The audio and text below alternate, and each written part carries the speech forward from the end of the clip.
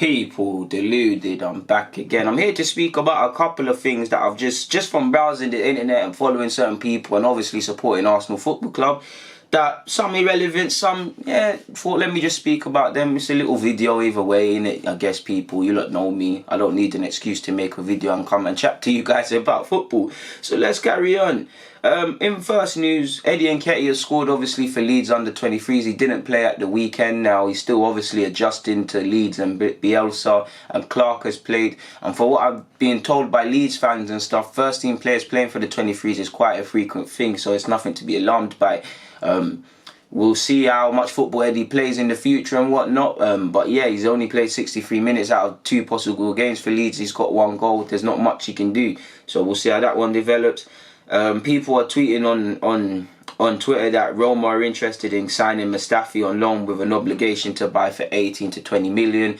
I mean, we've got to bite their hand off if that's necessarily true. I think they've obviously sold what's his face. They've sold a defender, people. Is it Manolas? They sold Manolas to Napoli, so is that a replacement? I don't know Roma's transfer dealings or what they're specifically trying to do within the market, admittedly, people.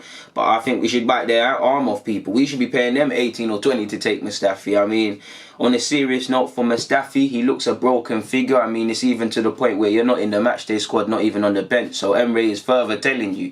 Emre kept things private, but it then came to light via Emre's own mouth that he told him at the end of the season, you can leave. He told him before pre-season started, you can leave. And I think, well, not now, but at the point he said 2 weeks ago, he told him you can leave. So he's told him publicly, and he might have been trying to move him on from the summer he came in, people. But he's talked him up and not hung him out to dry, because he's said he believed in his ability, but he keeps reiterating that he's not involved. He's not going to be involved unless a miracle happens for himself this season. I know he's probably comfortable at Arsenal in London. He's obviously got Ozil and Kolasinac and German speakers. He seems quite cool with Aubameyang and them lot. And just by the videos that you see coming out on Arsenal.com and on Snap, he looks like a very popular figure within the dressing room. And you've got to look at it as a workplace, people. If you're comfortable in your workplace and whatnot, why would you want to leave? So we really had to break it down to Mustafi is trying to go in the hope that he recognises I need to play football, and he gets his agent to do the work for us. In some degree. I mean, 18 to 20 million, I believe we've done some great business, but I believe getting that sort of fee for Mustafi, if the obligation is filled, it would be the best business we've done. Now, I have seen reports saying obligation. I have seen some reports saying an option. If it's an obligation, then obviously they have to buy him and we've got that money. If it's an option, then they're being crafty, people. They're just going to use him and then give him back to us. For him, he should push, because didn't he try to go into Milan a couple of years ago? I'm sure Italy's a nice country. Rome's a good place to live. He's lived in Italy with Sampdoria. He's got a young family, potentially raising his young son and daughter, or if it's just a daughter, in that country with the nice weather, potentially learning another language and a different sort of way of life. Could be something for him. Roma's still a good club. They're playing Champions League football. Admittedly, I don't know if they're in the champs this season, but it's a good thing for him and something he should consider. Whether that's true or not, I don't know. I've seen some stats by Albino on Twitter. Follow his account. I always find his stats and make videos based on them, because I think he does a good job of it. But he said, this is only the second time in the last 15 seasons that Arsenal have won their 2 opening matches in the Premier League. The last time we won our opening 3 fixtures was in the 2004-2005 season. And I mean, for a club like Arsenal, that's quite shocking, really. Moving on. Apparently, since the season has started, Arsenal have played it short from the goalkeeper more often than any other team so far. We're at 35, Brighton's at 23, Norwich is at 22, Liverpool and City are at 17 each, Everton stand at 16, while Spurs are at 15. We know Emre likes to play out from the back, but could that potentially tell another story? I'll leave that to you guys' imagination. And on to the scary stats, people. Arsenal haven't kept back-to-back clean sheets, where at least one of the games was away from home since... Let me start that again. Arsenal haven't kept back-to-back clean sheets where at least one of the games was away from home since December 2017, which scares me, because we conceded obviously against Burnley. Obviously it deflected off Socrates. It happened. People are giving us flank for that goal. There were some nervy moments defensively in that game, admittedly, people. I'm not going to lie to you lot, but that goal, it deflected. These things happen, innit? I'm not going to read too much into it. But looking at Liverpool now, people, well, Liverpool game coming, And this, you already know this, but it fills me with unease, man, because I think we're gonna hold our licks, man. I hope we do something and we surprise Liverpool. I'm praying for a draw, but Anfield, we know Liverpool have mauled us the last couple of times we played them there. Mo Salah has 4 goals in his last 5 appearances against Arsenal. Sadio Mane has 4 goals in his last 6 appearances against Arsenal. Firmino has 8 goals in his last 7 against Arsenal. So that front three, I hope we're doing our due diligence, and we have to defend much better against Burnley. Part of me wants to go 4 at the back. The Jose Mourinho in me wants to go 3 at the back. I'm even potentially flirting the idea with myself with 3 at the back and having Luiz as a defensive mid, or better yet, a half-back. If you don't understand what a half-back is, Luiz would obviously step into midfield to help ball play, but in a defensive phase, he would slip in between the 2 centre-halves and act as someone to either press the ball first, which in fact I wouldn't want him to do, but just really make it 3 centre-halves, 5 defenders across the back line, because you still have the 2 full-backs. I am flirting with that idea, and when my tactical video comes out, I'll expand a bit more on that, people. Just by looking at the Premier League stats as well, people, the most Premier League goals against Arsenal, Rooney's got 12. We know that man, since the minute he kicked a professional ball for Everton, has never liked us. Robbie Fowler's got 10. Crouch and Kane have 9. That's quite impressive for Kane already, you know. Firmino's got 8. Teddy Sheringham, Sergio Aguero, and Jamie Vardy, along with Jogba, also on 8. And these are quite some potent players, people. I know I know people hate Arsenal, but Jesus, why are you lot scoring so many goals? Onto some other news as well, people. Staying with, I'll keep on Aubameyang and Lacazette, really. I can't understand why it's either or Lacazette or Aubameyang, people. I think both, obviously, I advocate playing with 1 striker, 2 strikers, rotating them in and out, people.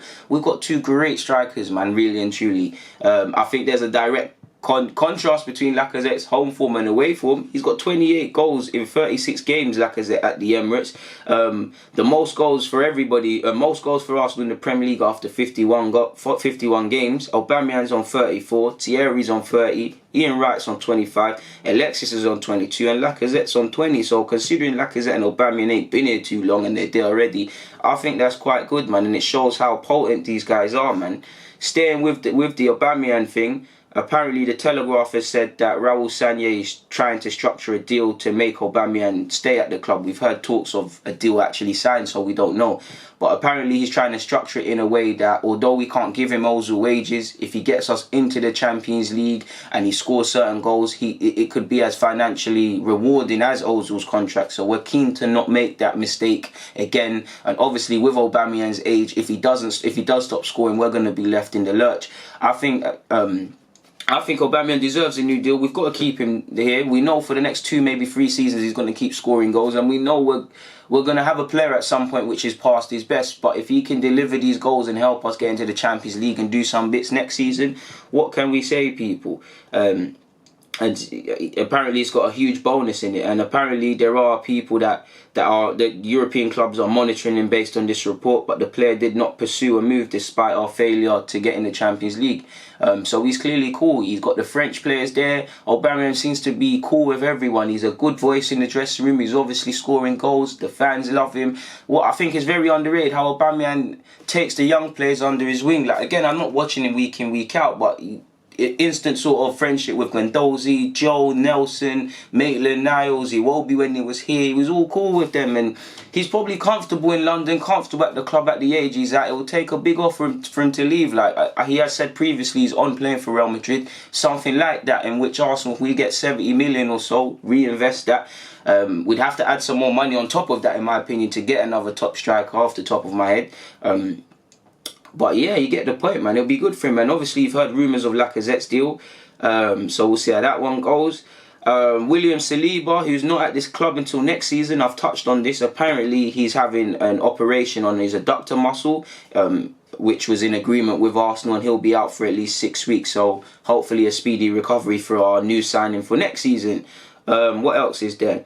Finally, people, I've seen a little comments on Luiz, soccer artist to Luiz, people, and that's likely to be our main partnership for next season. And when I saw this, I was thinking, It's nothing really, but let me just speak about it really. And soccer artist on Louise has said, I've known him for a lot of years. He speaks some Greek and is a very good guy. I'm happy we took a player like him with experience. When I was in Dortmund, I played with Hummels, who has the same style. It was a very good partnership, and it's a very good partnership with Louise. So one thing, I never knew Louise could speak a little bit of Greek. I know Louise is a very outgoing figure, and he's actually a very nice person, people, away from football. I can't tell you how I know that, but trust me, I know that for a fact, because that's actually in my professional life, people. He's actually a very nice person, and I'll be surprised if he's not already loved and already got a big voice in the dressing room already. Obviously, their styles are a bit contrasting, but they complement each other well. I think that's what Emre's going for the next season or two. They both are, 31, 32, so they're not going to really be at the peak of their powers for 5-6 years. We would obviously assume that Holding and Saliba, maybe Upamecano based on links, would make up our back three defenders, or one of them, two of the three would be our centre-half partnership. But at least for the next 2 seasons or something, to help the club restructure and get back, I think it's a good partnership. I mean, Louise, like I say in every vid, there's going to be a time Louise does some questionable defending, and there has already been times. I mean, he headed it out for a corner for one, and he passed across the goal line. But other than that, I'm cool with Louise. I like how he likes to pattern up the defence and try and be vocal in that regards. He's obviously a good goal player. I think he mopped up a lot of people's defensive mistakes against Burnley. Obviously, he's a better ball player than Socrates, so he can slot on the left-hand side, similar to Holding, and that allows Socrates to be a bit more free and do his thing on the right-hand side. Love to see these lot really gel and click, because that's probably our first choice centre-half partnership. When Holding's fit, I'd like to see what happens with Holding, because I would actually like to see David Luiz and Holding, experience with youth, 2 good playing centre-halves, 2 defenders who would probably prefer to play on the right-hand side at centre-half, but they're equally as cool on the left-hand side, to get it, people. So there's some decent options in regards to what we can move forward with. So yeah, I think I've spoken about everything. I don't think there's anything more for me to add necessarily, people. So let me do you lot some justice and get out of here. I've been rambling on for a while now. Apologies for that. People, Deluded, thank you very much for always rocking and watching my thing as usual. I know I always say it, but trust me, people, it's not cliche. I appreciate every bit of support. Like, subscribe, comment your opinion, share the video up for me. Away from all of that, people, stay safe, stay blessed, and hopefully you're coming back to watch the next vid. Or if you're a bit of a Deluded junkie, yeah man, just hit up my channel and watch all them vids, man. I'm out.